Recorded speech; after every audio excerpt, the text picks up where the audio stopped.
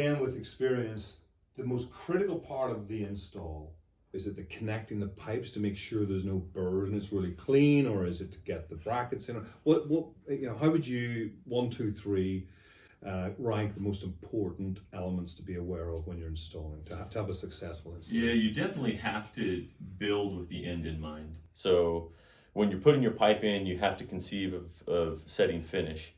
And so you want your ports, when they're installed, to be rigid. They need to be in place with a bracket, and make sure that the face of that port is where your sheetrock is going to finish. Now, doing that's critical, because in the end, that's what's going to allow for a nice cosmetic finish when you install that port.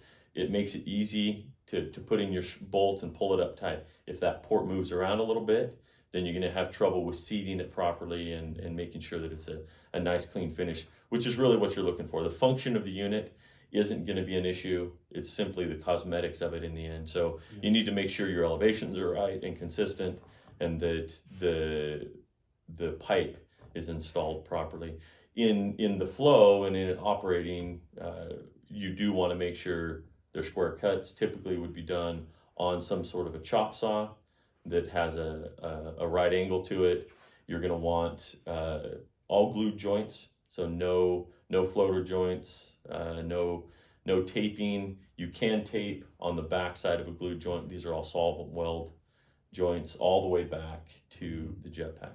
So keep those joints perfectly straight, bond them so there's no potential air leak at those joints. And the other thing that we obviously spend a lot of time when we're doing our own installations is, once that cut is made, this is PVC, so there are little ragged edges that come out there. Sometimes there's like a string of PVC just kind of hanging. Is it just sandpaper, or how would you describe the process of making sure that those edges and those burrs are completely gone? There are two things that we recommend. One is a deburring tool, which is simply kind of a screwdriver-like device that has a hook end that's sharp on it, that you can run around the inside and the outside of the pipe, and that'll clean off any burrs.